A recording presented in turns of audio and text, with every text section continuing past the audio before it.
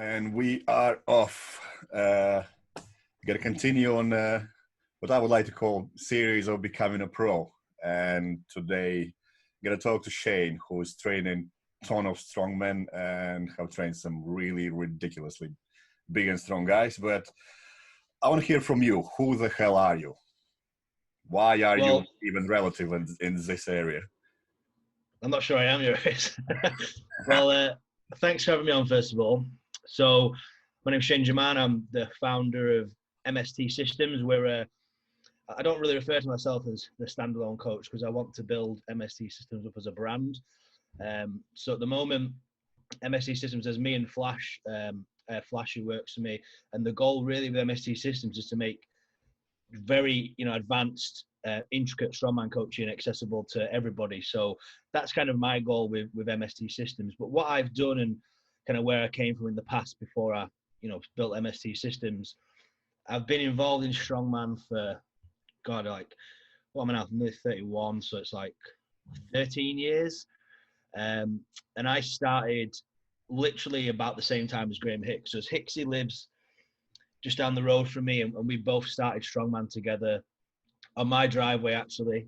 My dad's driveway used to hate us because he had whole holes and craters in his driveway from yoke and stones and stuff. But yeah, we started way back then, and at the time there wasn't anyone around so to teach us stuff. So we were all self-taught.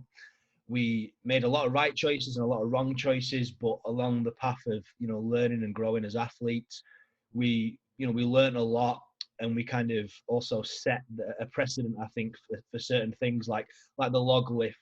Me and Hicksy are known as, me in the under 90s and Hicksy in worlds, two of the best technical log lifters in the world, and we both taught ourselves that technique over just training sessions and just watching each other and stuff. So in terms of where I've come from, it's been a long journey of years of competing in different competitions, different weight classes, watching not just myself, but Hicksy go from 105s to opens to a pro level opens. And the coaching aspect came in really from just the way we looked at stuff. We didn't look at stuff the same as most strongmen. Most strongmen looked at it as, I'm going to get bigger and take more drugs to lift more weight, whereas we tried to break things down technically and look at training principles and patterns and stuff. And for me, it just became a bit of an obsession, researching and just wanting to get better at my craft. But because I was so obsessed with it, it definitely led its hand into being good at coaching as well. So that's kind of a little background on me for you. So what do you reckon? So someone decides, I want to train in strongman and whatnot. How much of a genetic component is there in terms of their lever lengths, maybe their ability to just train often or train long time? Or so from genetic perspective, what would you say stands out to you most elite strongmen? Is there anything common between them at all? I think that there is, but for me, it's also, there's a lot of variables that can be controlled that people don't look at. Like a lot of the times people talk about height, like you've got to be a 6'5" or whatever, and they consider 6'2" or something small as a strongman because they say it's going to help you at certain events. But what they forget is strongman's so versatile in nature with events that height, for example, can hinder you in some events and be beneficial in other events. So I think that's a common one people talk about that I don't believe in. In terms of genetic potential for actual strength, there's definitely genetics at play. Like, I know guys that had to train for 6-7 years to pull 260. And I also know guys like Tom Martin that pulled 260 kilo the first ever deadlift session he did. So I definitely think that your starting point of strength has a very profound effect on the end potential strength you can get to. But in terms of being a competitive strongman, I think that if your training and your nutrition is on point, then you can be very competitive, especially in certain events. Like you might not be built to be the greatest deadlifter of all time, but you might be able to, build a big press, a competitive press. You might be able to get good at grip events or moving events, etc. So there's definitely a scope to be good at a lot of different things. So what do you reckon? So someone gets in a gym, how long of a training experience is required for you to look at him? Oh, he could be good at strongman. Do you Sorry, think? say that again. My dog just appeared. I don't even know how my dog came in. I'm really confused. I think he walked out the front door and then came in the back door. So I was like, what the hell's going on? He's a ghost. I don't know. I genuinely don't know. I'm baffled. I was asking about what do you reckon about training experience? How important it is for you to have someone in a gym for a certain amount of time to realize, oh, he might be good for strength events. Yeah, Is it's one of those things. It can just depend. I've seen guys walk in there and you think straight away, God, this guy's a freak. And I've also seen people that I've kind of thought, I don't know if they've got what it takes. And then 3 or 4 months down the line, completely different opinion. So I tend nowadays not to judge a book by its cover and just see how things go, because obviously, yourself with bodybuilding and stuff, it's the dedication as well. Like, how much of it are they actually, how much of the focus is actually going into getting stronger? Because it's definitely strength is neurological, so it's definitely a mindset sport. If you're thinking to yourself that you're not, so if you're not kind of like thinking about your training session, like before you go to bed, when you wake up in the morning, etc., then you're not going to get as much benefit out of that session. And if you're negative as well and you think you're not going to lift weights prior to getting in the session, you're never going to pull them. You know what I mean? You have to have a decent mindset. So as well as genetics, there's the mindset side of things, which again, sometimes you think someone's not got the genetics for it, but if their brain is completely switched on and they're just really obsessed with it, they can definitely get really far.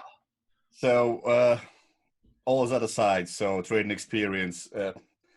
What you describe is what I usually do with everyone is how I can even clear it out is creating a character for training is essential, and some people already have it, and a lot of people don't. So, but that comes with training experience. So I think that's why my question was like, can you recognize someone changing into this person that he needs to be within a certain amount of time, or is there someone that just comes in a gym and he's straight away he's that person? Yeah. So is there kind of like a timetable where someone comes in and if he sticks to it for 3-6 months or 3-4 years, he will be a strongman? So that's why I'm kind of interested. Yeah, the person who changed, I'll give him a little shout out. The person who changed my opinion on this was one of my close friends, Curtis. And when he first started training, when he was only like 16 or something, he was young, but he was just skin and bone. And he struggles with what's proprioception, that's the word I'm looking for. He had really bad awareness of everything. And when you're trying to teach him movement patterns and stuff, and even trying to get him to sprint, like he just couldn't do it. He just ran all weird. And even after maybe 3 years of training, I mean, he's very OCD and like autistic style. He's very obsessed. So he hit every training session, he grafted everything. But even after like 3 years, I was still thinking like he wanted to go worlds, And I'll be honest with you, I'll tell him this all the time. In the back of my mind, I was just like, I don't think he's got what it takes.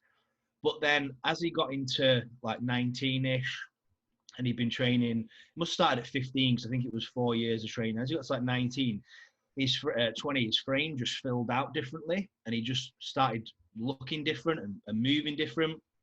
And then like 4 or 5 weeks ago, he just missed a 400 kilo deadlift. But that if I'd have given him 6 months to prove it to me, I would have been like, nope. But because of for me, it's the work ethic, because I just don't think that you can. I don't think you can put a time frame on someone reaching their potential unless they come to you fully matured and have already got a background of some kind of training. You know what I mean? Then they've kind of already unveiled a little bit of what they've got to offer. But someone who's like fresh and doesn't have a clue, I think it can take a long while to actually know what's happening. I've also seen guys that have come in the gym and they're great deadlifters and not that good at pressing. And after like 3 or 4 years, after mastering mechanics, after just changing training style, growing some tissue, you know, they just turned into good pressers, you know, and if you'd have judged them after 6, 7 months, 8 months of training, you'd be thinking then they're not going to be able to make it because there's this big hole in the game. Because the thing with strongman is, although there's a lot of events, there's obviously your standard events, your pull and your press. So if one of them's severely lacking, you're going to drop points every single comp. And if you want to be world's level, you have to get those things to a certain point. So I just think it takes a bit longer than what I used to put timescales on stuff. Like I think it can take years, to be honest with you. So realistically, you can't really judge if there is potential to be a strong man. If someone's got the work ethic, I'll just let them work, and I'll just watch it unveil and just see what happens. And then after a couple of years, if you just know you're kind of stuck in a rut, then you can kind of see where they're going to go, what level of athlete they're going to be able to be. But again, I don't know. I think the mindset's such a big thing, because also guys that come in the gym and lift big weights straight away, they often have a bit of an ego on them, and they don't put in the work that the other guys do. You know, the old turtle and the hare, whatever it is, that kind of thing. You know, they just relax, they just chill out a bit. They don't put as much effort in, whereas the turtle's just grafting. And I do think that if you've got that resilience there, and you're not getting injured, because again, I think resilience is definitely genetic from what I've seen. I've seen guys that break all the time, and I've seen guys that train to the point of you think they should be snapping hamstrings and they're just fine. So if they're resilient enough to put up with the training structure, then the progress is linear all the time. You can really get somewhere. So this brings me to next thing. So how important do you think is environment for someone who is aiming to become an elite strongman? So everyone you know at high level, do you think how important was the environment they were at for them to reach the heights they are at now? Yeah, I think that most athletes make their own environment. So if there's a problem, you know, they change it. Whether it be the relationship, if they're in a bad relationship, they need to be in a supportive relationship where their partner is, you know, helping them achieve their goals. If you've got someone who's saying, "Oh, don't go to the gym," you know, it's straight away, it's negative energy all the time. Same with training partners, you know, or the gym. Most high-level athletes, near all of them, have their own place to train. You know, they make their own little unit, and they have all the kit available, and the people that they're training with are all there, not just for their own goals, but to support, you know, that specific athlete's goals. You know, when it's like, for example, again, using Hicksy's and these example for me, in Hicksy's gym, you know, when it's time for him to squat heavy, no matter what anybody's doing, everybody turns around, everybody spots him, everybody turns the music up, you know, and make sure he's safe and make sure he's up for it. And if he's in a different environment, if he's in a gym where nobody cares, it alters the way he's able to execute the lift, and that environment adds up over session after session after session, and that builds monsters. I think you've just got to create your own environment, not just in the gym though, at home and just friends, everything. You know what I mean? You've got to really put your all into it if you want to be an elite athlete. Yeah, I think that's probably one of the most important things, to be honest, with anything. You can do a lot of stuff on your own. If there is no one around to support you, you're just gonna get nowhere, no matter how much potential you have. If you're surrounded with people who are just not seeing what you can become, it's just not going anywhere, does it? And like I say, it's it just sometimes you can come in the gym and you're not up for your session and you're not feeling good, whatever's happened, you know, just whatever reason your mind's not in it. And if you're in a good environment, within 15-20 minutes you'll feel 10 times better and you'll get your session done. Whereas if you go into another bad environment, you're probably just going to want to go home and not put in the work. So I definitely think that a common trend on all the top strongmen is they all have their own place to train, with everything they need, and the only people that they'll let in. Again, I've been to countless people's training places, and they never say like, "Oh, I'm looking to get more members to make more money." It's more about, I vet the person who's coming to my gym.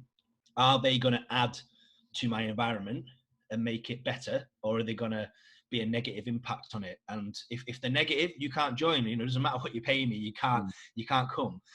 So that's something that I definitely think you need to do. You need to create that training space, because training for strongman is hard and it's not nice sometimes. It's a bit different to bodybuilding. You've got to get yourself over in the corner in the freezing cold and lift some Atlas stones and get covered in tacky, and it's just minging. So you've got to be in a certain headspace to do that. You know what I mean? And I think you definitely need to build good training partners and just good people around you to make sure you don't skip sessions, so that you don't half-ass stuff. And if you want to get to that elite level, every time you skip a session, there's another guy, a young guy, doing twice as much, trying to take your place. So you've definitely got to keep up the pace. What do you think? There is a lot of potential who had this, everything lined up to them, but they were stuck to this one environment that would not push them to grow further on, and they never progressed. Whereas if they had changed the environment, they could have become one of the best. Yeah, I can't think of any. I'm trying to think of some people off the top of my head. Can't think of any examples, but I definitely know. I've seen it loads of times. There's even been strongmen coming up, like back in the day. I don't know if you ever remember Kevin Nee. Kevin Nee, he just went too fast, too young, and everybody thought he was going to be world's strongest man. And then at like 23 or whatever it was, just disappeared. And if he'd have been in a different environment, if he'd have been with people that had, you know, thought about the longevity of the sport and slowed him down, you know, that, you know, sometimes people need slowing down. Sometimes people need to be told to back off, because if you don't, you can burn out, especially when you're involving the strongman extremes of extreme food, extreme weights, extreme drug use, you know, extreme everything, recovery methods, just everything. Even doing world's strongest man, lifting heavy weights 4 days in a row is just, it's extreme. It's just ridiculous. So sometimes you need someone to say, look, take today off, mate. You know what I mean? Or let's deload your weights or something. And Kevin Nee didn't have that. He had people telling him to do more and more and more. And yeah, he needed to change. He needed to be with smarter people. To get strong, you've got to be clever. You can't be all hype. You've got to have a bit of hype, but you've got to have a lot of brains as well. And I think Kevin Nee just surrounded himself with too many hype men instead of clever men. Yeah, this reminds me, we had a guy back home at 23, he was, if not a champion, then at least second place in under 105s. And he just burned out because he started to get all these massive sponsorships and whatnot. And then he just disappeared, started partying, buying cars and whatnot. And it just disappeared, like just gone. Because there was no one else to challenge him. He was one of the best. So it's interesting. I've seen it a lot in everything, powerlifting, bodybuilding, and whatnot. They kind of have this handicap where they are much better than anyone else. But in order to progress, they need to go somewhere else. As they just don't, because they like to be the best in that one place. Yeah, big fish, little pond scenario. Yeah. So, and 5 years in, and they just like, oh, what happened to you? You're still the same. It's like, that's not how it works. You need to learn. I think that's I like online for that, because I've fallen into that scenario a lot. Like for me as an under 90 athlete, for me to go train with someone who's similar strength to me, you know, I've got to go, you know, 2, 3, 4, 5 hour drive, and there's like 5 or 6 people in the country, you know what I mean? So when I was younger and I was a bit more, I think I didn't have as much control over my ego, I used to like that. But then I like I say, I'm into this kind of stuff. I like reading about mindset and personalities and all these little things that go into training that people don't often think about, because everybody thinks about the, you know, physiological and neurological side of it instead of just actual, you know, your brain and your mental health. And I started using online and just looking at, like, instead of looking at people in the UK, I'd look at like Eastern Europeans and freaking Russians, you know, that were like lifting 3 times more than me. And I'd be like, I'm like, mate, you shit, like stop thinking you're good and just get back down to earth, and let's you know, start grafting and not thinking everything you do is great, thinking everything that you do is, you know, just another step towards being great. Because I definitely suffered from that. Because I think I had a fast rise personally as under 90. Like when I was 23, I was a savage. I'm probably not far off as strong as I am now, to be honest. But I had like a bit of a fast rise in the under 90s, and my ego definitely took over, especially with back then you had Sugden barbell and people would message me like, oh, you're a freak and this and that. And I'd love it. I'd be like, yeah, I'm fucking this crazy guy. And then as you get older, you realize, no, you're just an idiot, mate. Yeah. So that brings me to next thing. Do you think there is a specific training style strongmen should train to reach their absolute heights? Because you prefer certain styles, so someone else will prefer someone different. Do you think there is one thing that really stands out above everything, or is there a mixture or something? Yeah. Whether I wouldn't say, well, I guess it is training style, I suppose. I mean, whatever training method you use, whatever progression that you like to use as a coach or an athlete, I don't really think that specific kind of variable makes too much difference. But what I do think makes a huge difference is just forgetting the fact that it's like a strength, like powerlifting, for example. You've only got 3 lifts to master. So pretty much all the time you're training, you're practicing your sport. Whereas in strongman, people often get too suckered into the gym training. They get too suckered into, like I say it all the time, but people are like, I just want to get a big dead and log. And I'm like, yeah, but that's 2 events out of 40 in the sport. You know what I mean? It's that there's a lot of events, and they take to express your strength. Yes, you will build strength in the gym, but to express it properly in strongman, you need to have mastered the movements. So I think people don't practice the sport enough. They don't do light work, for example. Like a footballer kicking a ball into a net on a free kick or whatever, they'll do like 1,000 million kicks, practicing it all the time. And they won't just kick it as hard as they can every time. You know what I mean? They need to learn how to actually move the body to put the ball where they want to do. That's like the exact same thing as strongman. Like when you're doing a monster dumbbell, it has to sit a certain place on your shoulder. You have to dip with a certain torso angle, and you have to extend at a certain rate to create enough force to get it overhead. And then your hand has to be in a certain position to stabilize it. You know, there's all these factors that go into it. And yeah, if you put 30 kilo on your strict press, yes, you have stronger shoulders. But if you then go do a monster dumbbell that you've not touched for a year, you're probably going to be shit at it. So you need to practice the sport. You need to clean dumbbells, press dumbbells, even if they're 50% or 60%, do volume with it and learn the skill. And then you've got Atlas stones. How far are you stood over the stone? Where are your feet placed? Where are your arms when you go to extend? You know, how close is the stone into your hip? And with Atlas stones, you've got like the lighter stone that's like a 15-inch diameter, I think, and then they go up to like 22-inch when they're at 180-ish. And those stones have you have to stand wider, for example, and you have to get your arms in a different position to load them efficiently. So there's like loads of intricate little skills to learn. And that's just on 2 events, you know what I mean, that I've talked about. And there's like 30 more we could go into. So if you spend all your time in the gym, it doesn't matter how good your program is. If you don't get out there and practice the sport you're going to do, you're not going to be very successful at it because you're just not going to be able to express how strong you are. The amount of times someone said to me, oh, I'm well stronger than that guy. I can strict press 120, but he split jerked 125. And I'm like, yeah, well, that's how it works, mate. You put more weight over his head. Doesn't matter that you can out strict press him. He's learned to express his strength on that event better than you. So you can go back to the gym and think, I'm going to increase my strict press even more. Or you can go back to the gym and think, I'm going to practice the log more so that I can put more weight over my head if that event crops up again. Mm. Yeah, so what I'm hearing is probably being more specific in conditioning yourself for events is something that some guys might lack just because. Yeah, everybody focuses on the gym lifts and the programming. What I was trying to get at is the programming style isn't wrong.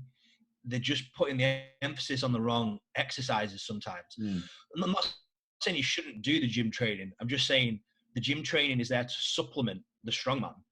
it's not there to make you the strongman. So if you don't do the strongman stuff, like people, I've spoken to strongmen who don't like doing events, and I'm always like, well, why are you competing in strongman if you don't like doing events? Like, what's the point?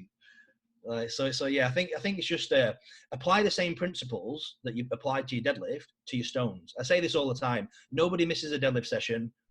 Everybody misses stone sessions. And stones are probably more common than deadlifts in strongman because they're at the end of 95% of comps. Deadlifts from the floor on a normal bar, probably 40% of the time. Rest of the time, it's either raised or on an axle or a car or something. So again, it's it just sometimes, to me, it's common sense. It baffles me that people do that, but it's just the way it is. Yeah, cool. So next for me would be nutritional strategies. Is there a specific thing, whereas like now we see, nutritionists coming out and this and that. For someone like yourself, if you compete at 90 kilos, you need to watch your weight. You obviously need to have nutritional strategies. Do you think there is anything specific that really matters for elite level, open class, pro strongman? Well, I'm going to plug you now, Yuris, because something that changed my whole day of eating, really, because I'm very robotic with my food, I guess. I don't change many meals. I like to just have like something, especially because I'm busy. I like to have a plan.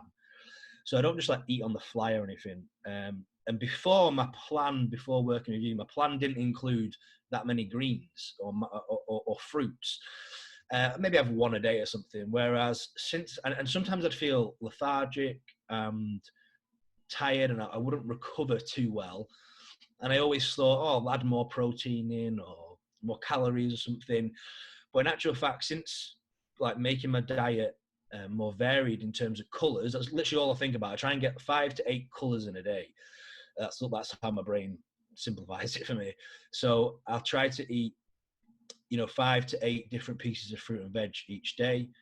And since I've been doing that, and blueberries, I always have blueberries actually. I don't know why, I just feel like they're the ultimate food because you told me. But it changed my energy levels. Magic. So blueberries are magic. They are. But it just changed my energy levels. So even if I was on slightly lower calories, because like I said before, my answer to low energy was eating more carbs or more protein or more calories.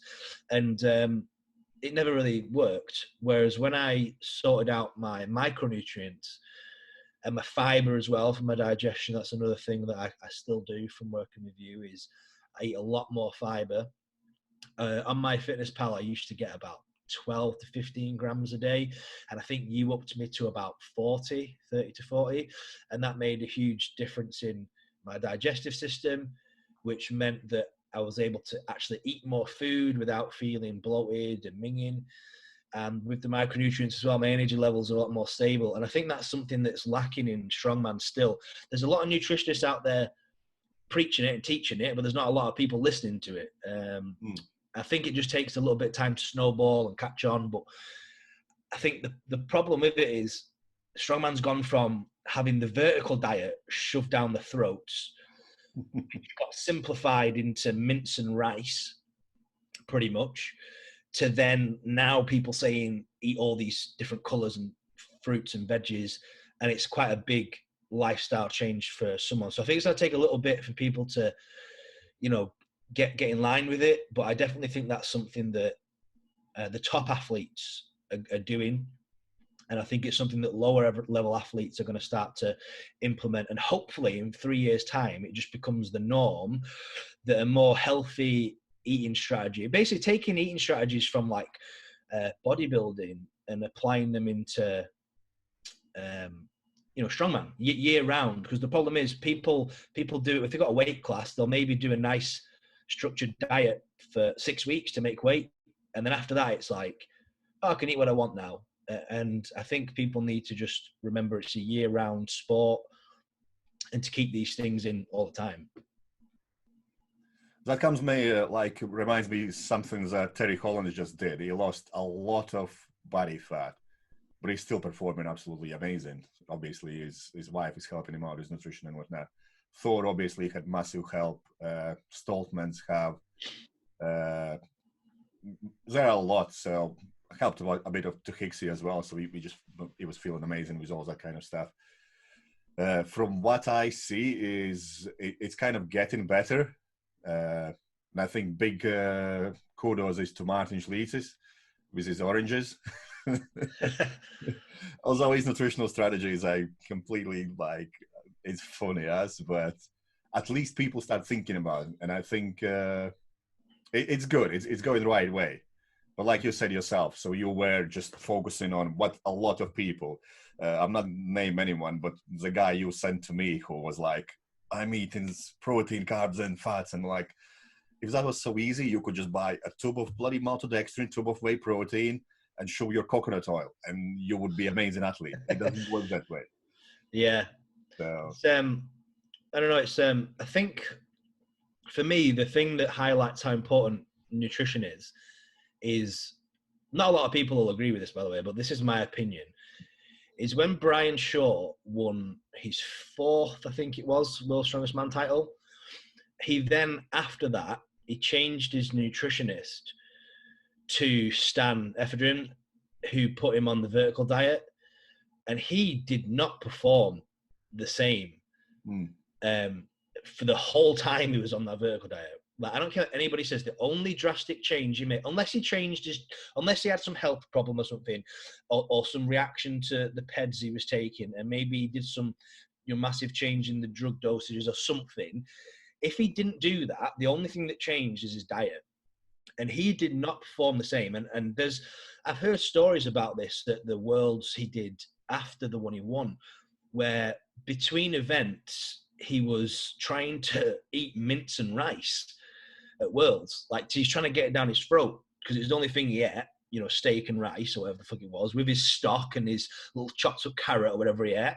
He's eating that pre-events, in between them to get energy to compete. And then to me, that's just going to be sat there in his stomach. All the blood's going to be rushing to his stomach to help digest it instead of to his muscles to help perform. And all, I just think it's a bit silly, really. But then the problem with that is it got so big, everybody in strongman was doing it. And there is a reason you don't hear about it these days, because it's fucking shite. It's terrible. Yeah. Well, what I see a lot is people proclaim themselves nutritionists, and they are not even qualified nutritionists. They are like some kind of biology degree or whatever, and it's completely different. Like, when I was going through everything, I had to be registered as nutritionist. So you pay yearly fee, and you can go on Google, put my name down, and it will be SCNR registered nutritionist. Whereas everyone else is just like, oh, I did a bodybuilding show, I can teach you how to eat. It really does not work that way. It's like I'm saying, oh, I know how to fucking change your tire, I'm a mechanic. No, it just don't work that way. But yeah, so from what I'm hearing is you value some kind of nutritional strategy instead of, let's just eat 2 Ben & Jerry's every night and cheesecake after every meal. And one thing I'll say though is I say this to everyone, everybody that I coach, I say this to, which is, I am not a dietitian. I've got a 6-week nutrition qualification. I always fire people to you. I know a couple of good dietitians and nutritionists. I fire people to different people depending on the, the price range they've got. And I say to people, like, I know a fair bit about diet, but I'm no expert. I don't charge people for diets because I'm not qualified to. I give people advice on them with my coaching purely because, like, sometimes if the diet's so terrible that they need some change, they can't afford a nutritionist on top of me, I'll just give them something to help them. But it's not like I'm trying to say that I know more than Stan Ephedrin about his vertical diet and stuff. I just go off anecdotal evidence. I just go off, like, seeing it all the time and what works and who gets results. And I know you and your strategies get great results. So that is what I will recommend people to do, is to speak to someone like you and get their diet in check, because it 100% affects your performance.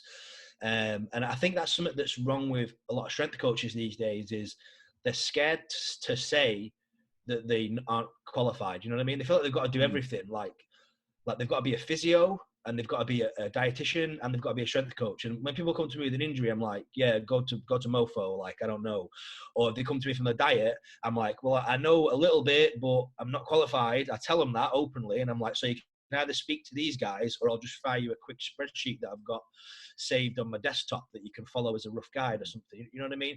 And I don't really, I know I like to stay in my lane. I like to just coach strongman and powerlifting, and that is it. I don't enjoy writing diets. I don't enjoy tracking it. I don't enjoy that stuff. So that's why I think that a lot of coaches tend to preach shit advice, because they don't actually know, but they're just scared to tell a client that. They're scared to be open that no, I'm just a strength coach, mate. I don't really want to get involved with your diet strategies. Yeah. And that's not a problem with that. You know, that's not a problem to do that.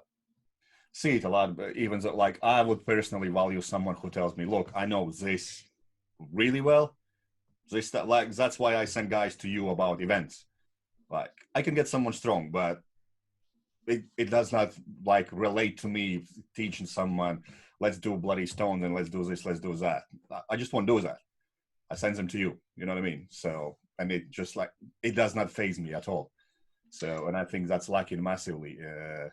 People are not into actually delivering their athletes the best. They're more like, oh, I don't want to lose him. Yeah. I say to people that I've only just got enough time to coach everyone's events, and I can't be doing new diets as well. I don't have time. Like, you know what I mean? It's people. I think with online coaching is people don't realize how busy it is. Well, for me anyway, I feel like people think I'm like free all the time. You know what I mean? Like the lads say that make at me in group chat, because I get messages at like 10 p.m. on a Saturday asking for a link to something, and I'm like, can you not Google it? It's Saturday night. You know what I mean? Yeah. So I just don't have time. That's why I'm honest with people, and I say I don't want to get involved with your diet, because A, I'm not qualified. I won't do that good a job. And B, I have no interest and no time. Whereas events, if somebody asks me questions on events, I fucking love them. I'll answer them all night. Like, it doesn't even bother me. It's just like where my passion lies. And I think that's what you've got to do with when you hire anyone, whether it be a strength coach, a bodybuilding coach, or a nutritionist, whatever. If they've got a real passion for getting results, then they're going to be good. You know what I mean? So this brings me to next thing, which you kind of touched slightly. PED use in elite level strongmen. So how important it is for you to reach elite level strength, linking something which is in most parts of the world not even legal, but how I can justify it. Most likely you're going to kill yourself if you train like an elite level strongman without taking anything. So is it extremely crazy? Is it overblown what people think they should be doing? Is there anything specific you kind of see in terms of what's efficient and what is really detrimental to health in long run? Just your general thoughts on that. So PED use an elite level strongman. What comes to your mind straight away just thinking about that? Well, I think that I know people. Well, I'll just tell the fucking truth. I think that it's. I was just thinking that I don't want people to get the wrong idea, but it's just rife, isn't it, everywhere? But honestly, if I'm being straight up honest, no one takes what they say they take at elite level, because they know that they have influence over people, and they're not going to tell someone they're on 4 grams of gear, you know, because they're going to, oh God, I'll take 4 grams and I'll be as strong as them. But I think the thing that you've got to remember is most elite level athletes have used PEDs for a long time, and things just escalate over time unless you've got someone there, because most of these guys just do it themselves. You know what I mean? They don't pay someone.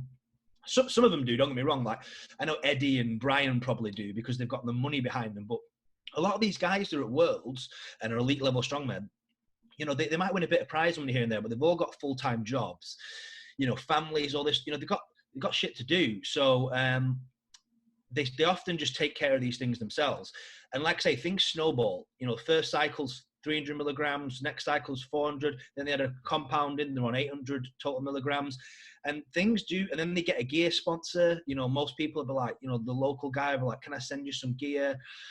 And then they end up with just all these vials lying around the house. So then they just take more.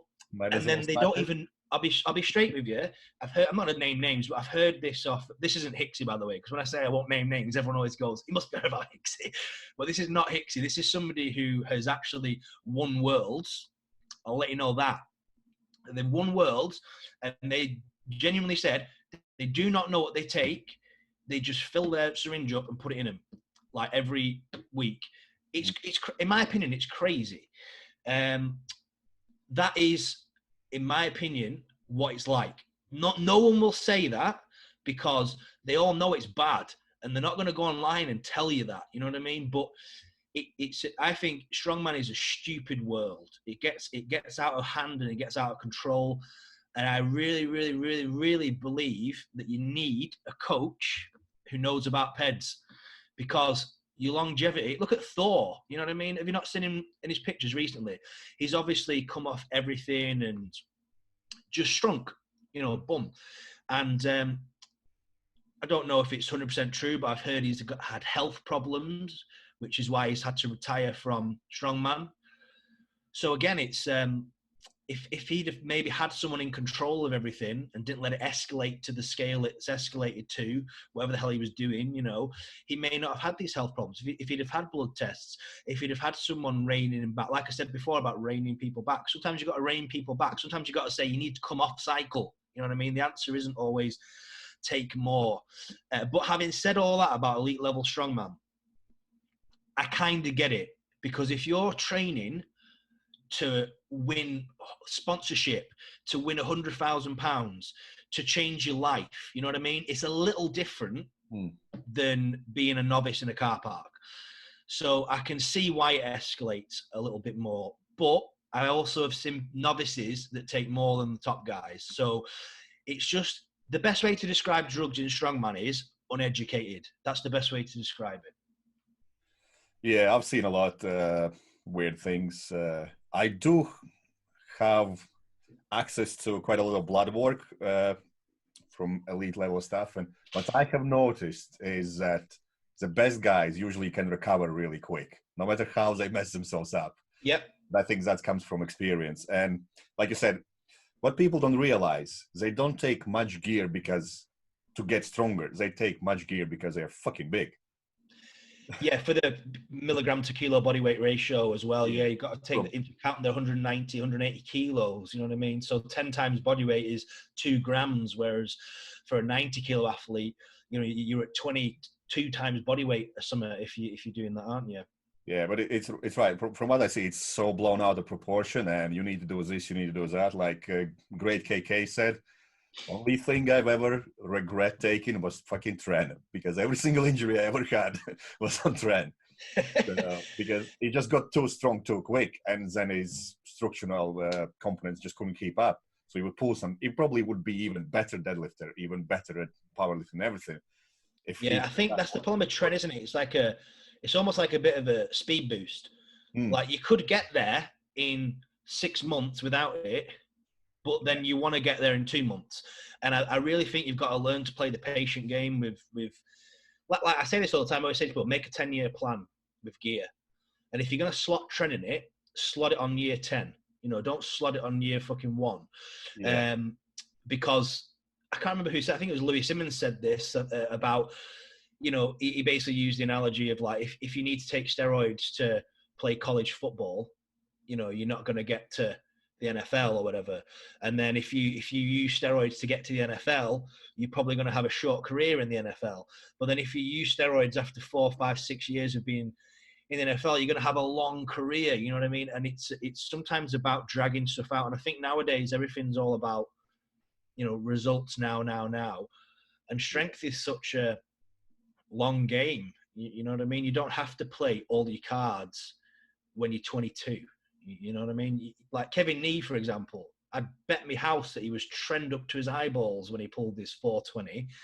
And then look at him, he didn't ever do anything again. You know what I mean? It's it fries everything out. So what people don't realize is that it's addictive as well. People forget about the mental aspect of it. Like you come off that stuff and your lifts drop. And if you're a guy who is a bit of a social media queen and likes getting all these shares and stuff, but suddenly your deadlift drops 40 kilo and people are asking why in the comments, you think, oh shit, I'll get back on trend. And I've seen it before. Pete Rubish has talked about it. I don't know if you follow Pete Rubish, but he was on trend for a year long because he didn't want his lifts to drop. Yeah. Oh, I've seen a lot of crazy stuff, but I could send you some stuff and you would be like, this is impossible. Like, I thought I can't be surprised anymore, but I talked to grandma a lot and she sent me some stuff from someone from Germany, a professional IBB bodybuilder. And I was like, how is still breathing? Yeah, it's the thing is though, I feel sorry for him because, like we spoke about before about environment. In my opinion, environment changes drug usage because I'm not going to name gyms and call people out, but there are certain gyms in the country that produce good strongmen. You know, and they're well known around the country. There's probably about 5 or 6 big strongman gyms around the country, and one of them is just renowned for taking just stupid amounts of gear. Like whether you're a novice or whatever, they just basically, when you enter the gym, it's like, take this. And then you have other gyms that are the opposite end of the scale. Like I like to think my gym's like that. I don't shy away from it. I don't pretend it doesn't exist, because then they'll end up doing their own research and do it themselves. You know, because some things are inevitable. If someone wants to get on gear, they're going to get on gear. So I may as well educate them instead of, you know, leave them to it. So there's people at my end that I like to educate people. And if they really want to get on, you know, try and convince them like, look, let's just wait 1 more year or 1 more training block, or give them a goal to hit, like, let's pull 250 or let's pull 300 before you even think about it, and change their mindset towards it a little bit. So then they go, right, okay, yeah, I'll do this. Whereas there are other environments that are literally the opposite. You'll be thinking, I'm going to get on when I'm pull 300. And they'll be like, no, get on now. Do it now. Take this. Everyone's doing it, you know. And you see a trend come from these gyms where just people are just taking too much gear.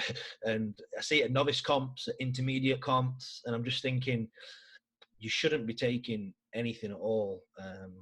And you're here taking the same drugs as the guys at World's Strongest Man, and you've got a 110 log press. You know what I mean?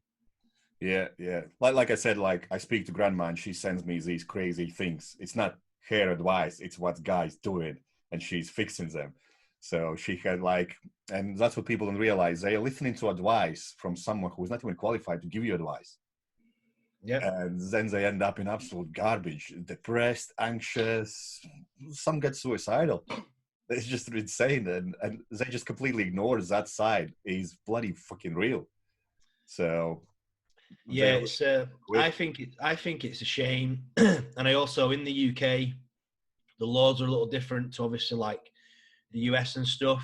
So it's very it's a bit different over here. It's like, just, you know, it's just compared to the Americans that I coach, it's like such a big choice for them to take peds because it's like really illegal. Whereas over here, it seems like a light decision. You know what I mean? It just seems like they don't even care. It's like the amount of guys I know that don't even do strongman, they just join the gym and they take gear. Some of them get on gear before they buy the gym membership. You know what I mean? Because they're like, well, I've got on gear, I'm going to go to the gym next week when it kicks in. I'm going to wait till it kicks in before I go to the gym. I'm like, what the hell? This brings me to next thing. So, importance of blood work in strongman and to get to elite level. How important is looking after pretty much your insides? Probably one of the most important things, because there's a trend to what I'm saying, that getting strong takes a long time.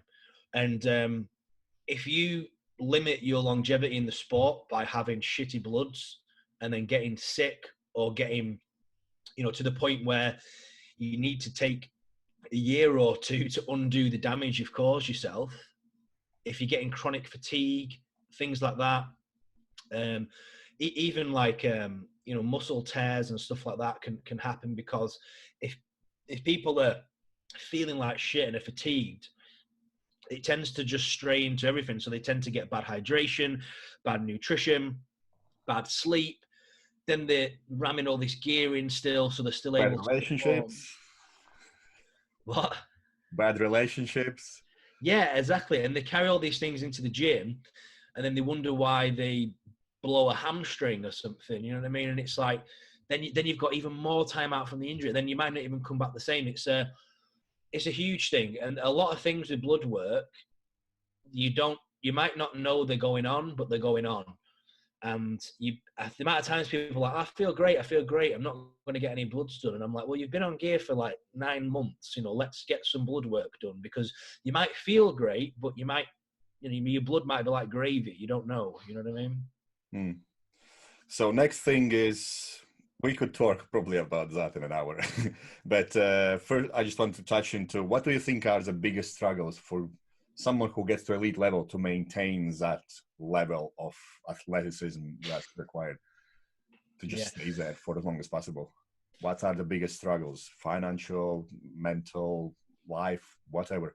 Yeah, I just think, to be honest, mate, I just think it's just life. Like most elite level guys, they start off in their early 20s, and then maintaining that into like your 30s, your whole lifestyle changes. You might have started off the sport living with your parents.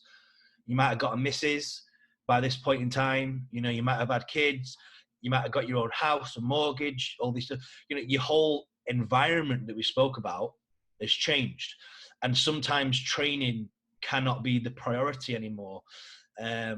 This is why Hicksy impresses me so much, because he's still going. He's got about 500 kids that run around the gym when he's training. He's got his job and everything, and he's a busy bloke, you know what I mean? And when he gets in the gym, he's knackered. I see him, he's been up since 4 a.m. and he's done a big, long day, and he's still improving and putting in work. So I think if your environment changes that drastically, you've got to be able to adapt to it and be able to keep pushing as hard as you can. And that's another reason why I think Brian Shaw isn't as performing as well, because not only did he change his nutrition, but he started doing his YouTube, he started filming more, making more money, and then it just becomes a bit less of a priority. Same with Eddie Hall. I know he's retired, but I genuinely think, like, I don't think he'll ever be able to be where he was. I don't think he'll ever hit a big lift again, personally. I think he's still going to be crazy strong, but like when he said he was going to bench press 700 pounds on his YouTube, there was like 4 weeks of videos or something, and then it just disappeared. I think like it never happened, because he gets too busy. He can't even get in the gym to focus on it. You know what I mean? And when he does focus on it, something crops up. I've got 6 weeks here, and then boom, he gets invited on a TV show. So his whole environment changes. So for me, I think it's like, longevity is such a hard thing to do. That's why Big Z, like, I don't even know what Big Z's lifestyle's like.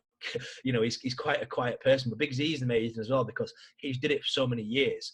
Throughout all the changes that I imagine happened in his life over the 15 years that he was smashing it, he was able to continually perform for the whole time. Pretty amazing athlete. It was funny. Did you watch a video where he was, Martin asked him, Big Z, why you're not doing World's Strongest Man? Oh, they only gave me an invite 4 days before. If they had given me 10 days before, I would have competed. Because he just won Lithuania's Strongest Man, and he beat Ivers, who placed top 10. I think he placed 6th. Oh, did he? Right, okay, yeah. Yeah, so just a couple of weeks before that, he beat a guy who placed 6th place in World Strongest Man finals. Wow. So, yeah. He's still strong. He's still going. He's like... he's just an animal. Like, he's just awesome. And that, people don't think about that side of stuff, though. People don't think about, like, when they say, I see it online, people say, oh, Brian Shaw's done and this and that. They say it like it's a negative thing. And I'm like, it's not a negative thing. His life's just progressing. You know what I mean? He's not in a circle of competing in strongman as his whole priority for the rest of his life. You're only on this planet in your prime for like 50, 60 years before you start getting old. Do you want to just do one thing, or do you want to branch off? Because he's kind of mastered the sport, he's completed it almost. Yeah, he can go ahead and do it again, but he probably just wants to do other stuff with his life. You know what I mean? So it's not a negative thing. And he still came 5th at World's Strongest Man. He's still a monster. But people say it like he's old and haggard and done and he's past it. And I'm like, he's not. He's just not quite focusing on it the same, because he's got a whole new life than he had when he won it 4 times in a row. Let's be honest, being elite strongman doesn't really pay you that much. And being that big is not healthy in any way, shape, or form, no matter how good you are. Yeah, exactly. I mean, technically, he's taken years off his life by staying at 200 kilos. So it's a tough choice, especially as he starts getting older. He's probably thinking more about his health, and he's probably thinking, you know what, I'd rather sacrifice 5% performance to drop 20 kilo body weight or whatever. I'm just literally making someone on the spot, but I don't actually know what he's thinking. But I can just imagine, you know, he's a clever bloke, Brian. I've met him before, and he came and did a seminar, and we had a bit of a chat because he was at my gym before the seminar and after it. And yeah, he just he's a clever guy. He doesn't just look at the now. And I know for a fact he's looking at the future. And like you say, Worlds doesn't pay very much money. I think you win $50,000, and if you're US, you get 50% tax on winning straight away. So you get $25,000 for winning it. I'm sure Brian probably makes that in a month on his YouTube. So I don't think he's particularly fussed about the prize money. So that would lead me into the next thing. What do you think is the most beneficial thing that comes with being an elite strongman? Most beneficial thing that can what, sorry? With being an elite strongman, being in a top 30 on a planet, let's say. Is there anything beneficial? I mean, it's one of these things, right? Strong in the top 30, strong. If your goal is just to be the top 30 or top 10 or whatever, or top in the world, if you achieve it, then you've got that sense of self-worth, that sense of achievement. You've set a goal and you've smashed it. But if you look, so you're always going to get that. But if you're looking at it from like in terms of a financial standpoint, it can vary so much, and it very much depends on your personality, in my opinion. If people like you, like Lissis, for example, he's got a great personality. He's well spoken. He can explain stuff very well. It's just fun. It's a fun guy to listen to. So Lissis can use the exposure he's got from strongman to branch off into many different areas. You know what I mean? But if you're, you know, not so well spoken, you're a bit shy, you don't have much of a personality, then you might not be getting those kind of opportunities from it. So it's not a guarantee that, you know what I mean? It's not a guarantee. Like for example, Novikov has just won World's Strongest Man.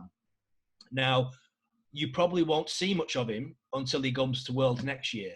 In his home country, he'll probably be everywhere. But in terms of social media and stuff, he doesn't post that much stuff. He's not arse, you know what I mean? He just wants to be good at strongman. Well, he was straight on national TV just yesterday. Pardon? He was on national TV yesterday, straight away. Well, as soon as Worlds is done, there's always like stuff everywhere. But 3 months down the line, you know what I mean? He's just going to be another strongman, you know, because I've seen it with like Hicksy, like he was all over Worlds his first year. And I remember sitting with him and his phone crashed because he was getting so many notifications of followers on Instagram that his phone just turned off. And then 3 months later, you see him and it's just Hicksy, you know what I mean? Nothing's changed. He's just still training the same. So it definitely does depend on kind of how you come across on camera and stuff as well. Like Eddie Hall obviously did crazy well out of it just because of the things he said, the things he did, the way he presented himself. He got crazy exposure and made millions out of the sport. But not everybody gets to do that. So in my opinion, I don't think you should really go into it thinking about that. I think you should just concentrate on doing what you want to do in the sport. And if you want to get into a sport to make money, I don't really think strongman's a sport to do it in, to be honest with you. That's what I was about to say, is that it seems that if you don't love it, you're not going to make it. Yeah, exactly. Yeah. You've got to do it for the love of it. Because of money, there is no money. Like, really, there isn't. You can, there's probably a handful of people that make more money that have made good money out of strongman. You know what I mean? And most of the time, like when people win these prize monies and shit, people think, oh wow, they've got 10 grand for one comp. No. I'm like, yeah, but they've trained for 6 years. They've probably spent 100 grand to get there. You know what I mean? On food, on training, on stuff. Everything adds up over 6-7 years. You know what I mean? So yeah, winning 10 grand might sound nice, but it's just a bit of debt back that you've built up, you know. Cool. Is there anything else you think there is kind of that stands out when you think about becoming a pro elite strongman that comes into your mind, that what you think, you know what, this thing is important, or this thing is what people do wrong, that's why they never get there? The one trait that all good strongmen have, I'm not just talking about worlds guys. I'm talking about like the guys that smash 105s and 90s and just good strongmen. They're all gritty. You know what I mean? They all don't know when to quit. And I think that's something that you can't train. Well, I think you can train it a little bit, but you've just got to be wired a certain way to just not want to stop. You know what I mean? That's why, even though it's a bit of a crap one to watch, I really like Farmer's Hold with straps head to head, because to me, it's literally who wants it more, because the strap's doing the grip element, and you could probably stand there for 5 minutes if you could just switch your whole brain off and just stay still. But you sat there and your mind's talking to you, it's hurting, it's this, it's that, and you really get to separate the people that just will not stop from the people that have like an easy breaking point. And I think that's something that, like I say, you can definitely train to get better at it, but people don't like training to get better at it. They don't like going to that place where it's hard. And I've seen it loads of times where people pick up a yoke, for example, and they can hardly walk with it, but you know for a fact they're going to finish the 20 meters because they're gritty. And the other guy they're against, he picks it up and he sets off pretty well, drops it after 6 meters or something, picks it up again, drops it after 2, and then he walks off, you know, I'm done. And the other guy, he's still plodding along, grinding. He won't drop it no matter what. And then eventually he gets past him and beats him in the event. And looking at it from like a physical standpoint, the other guy should have beat him. He should have carried on. But people don't like being gritty, and they don't like going to that point where form breaks down and stuff. Like if you could get an extra deadlift rep by bending your spine in half, if you want to win that competition, bend your spine in half and finish that rep, because that's the time and place to do it in the competition. But some people, they can't go to that place. And to me, that's a huge difference maker in winning or losing a competition is if you can just dig deep and grit and grind and get every single kilo, every single rep out of your body possible. So staying with it is basically what I hear is a lot of people are just neglecting mental aspect of any kind of training. And yeah, you can train it. That's my training methodologies are massively based on just making you mentally strong. Then strength comes with it. So, but a lot of people just think, oh, that's wishy-washy bullshit. Yeah, no, it's so true. And the thing is, if you spoke to the guys that do this, they wouldn't say that they wouldn't know they're mentally strong. They're just doing it because they love it. You know what I mean? So, but when you look at it from an outside perspective you can definitely tell the people that I just call it breaking. I say to people, but he's broke. Mine's gone. And then the next event, they'll pull out injured or something sometimes. You know, my calf's gone or something, some bullshit. Then 3 days later, they'll be on Instagram squatting. I see it all the time in strongman.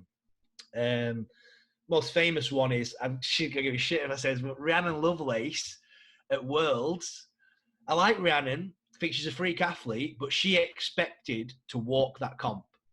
And when she was in 4th or something after 3 events, so whatever it was, I don't care what anybody tells me, I know her ankle didn't break, her mind broke. And she thought, fuck. And then she withdrew from the comp. And that is something that is, to me, a big weakness in Rhee's game. Is she'd never had to try that hard before to win a comp. And when it came to the point where she had to dig into that reserve tank and just grit and grind, didn't like it. And that is something that, like I say, people have that weakness everywhere. And sometimes you think someone's unbreakable, but they've just never been pushed that far. And when they get there, they're just, nope, I'm out, don't like it.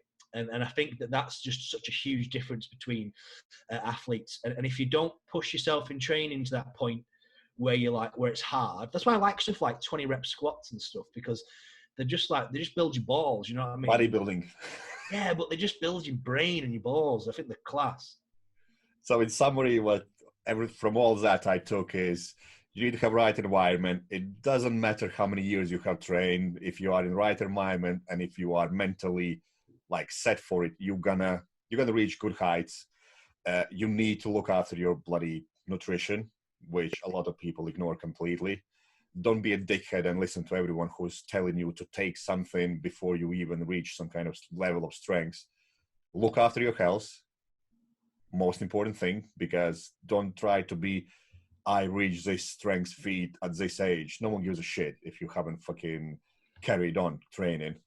And so biggest struggles is probably family, if anything, just changing lifestyle. And most benefit is just that sense of achievement and being, if you're smart, you can make money out of anything, but probably the best benefit is just that how I could describe strongman is more about the sporting events that is you have extremely visible camaraderie with them.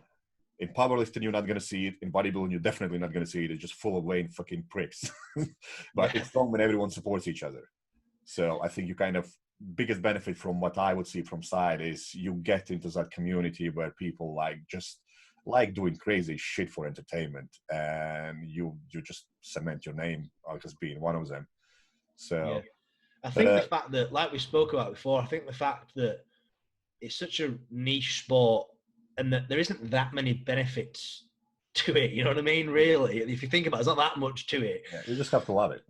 Yeah, exactly. So that's why I think everyone gets along, because they're like, "Oh, you're in this boat too." Like, hello, let's help each other, because you don't, like, it's weird. Like, even when I was competing at England's and stuff, I'll be cheering the guy who's maybe just about to beat me on, and I genuinely, you do it without thinking. Like, I'm not thinking I'll cheer him on to look like a nice guy, but really hope he falls over. You just genuinely think, I want him to do well. It's a weird vibe, but I think that's why I like it so much. It's great. Yeah, it's great watching people doing stuff you think is impossible. Yeah, and also for me, I'm probably like egotistical. So if I do something fast, I'm like, no, there's no ways I do it faster. So I cheer him on, and then I'm like, fuck, he beat me. Shit. Yeah. No, cool. Really, really appreciate your time, because it's quite late today and everything. So no, it's fine, mate. It was a pleasure. It's fun. I'll put this all up and everything, and would be good to catch up maybe next time, talk through about some top 10 mistakes or top 10 ball strongman placing or something like that. But I enjoyed that, and I'll package it up and upload it soon. So, but thanks for your time. Anything you want to add at all? Anything on your mind? No, but if you're interested in coaching, go to mstsystems.co.uk. Got a Black Friday sale on from tomorrow till next Friday. Yeah. So you can get a year's coaching at 50%. Got to plug the business. But other than that, it was a pleasure, mate. Thank you very much. You're doing some kind of deal on Black Friday, don't you? Yeah, so it's like you pay for the year up front, and it's 50% off. 10 spaces only from tomorrow. It'll be released till Friday after the 27th, I think Black Friday is. So it'll end at the end of Black Friday. So what does they get from you? What's actually coming with that? So the coaching is bi-weekly. So basically every other week we'll have a catch-up chat. I go through the program. Basically, the program's built around your questionnaire. So we'll go over your goals, what's coming up long-term and what's coming up short-term. So we'll work towards those. I'll structure your training around your a structural balance as well. So I'll get postural pictures from you and everything, make sure that we've not got any physique imbalances, and trying to keep you healthy, basically, for that longevity we spoke about before, trying to keep you together and not break. Like I said, every 2 weeks do an update. We'll talk about the training, how it's gone, and it's an undulating style of periodization. So the progressions just depend on how things are going, not just in training, but in your life. Like if you've got loads of overtime coming up or whatever it is, Christmas, holidays, lockdown, whatever it is, we just work around and we edit every 2 weeks. And because it's progressive like that, whether you enter a competition on 6 weeks notice or you enter it on 10 days notice, we can always change the program around and make sure it's customized to that goal. And I do prefer to work long-term with people, which is why the Black Friday deal is always for the year up front, because the longer I get to know someone, the better I can coach them, basically, because you just see how they react to certain stimulus and how they react to certain training styles, and it just will eventually mold to a really customized program. At the start, I've got to use a template because obviously you don't know what the person's like, but over time and as the weeks go on, everybody's program just becomes this unique model that fits their structure properly. Cool. I'm going to drop all your websites and everything underneath anyway. But yeah, thanks for your time, and I'll catch up with you soon. Yeah, cheers, Juris.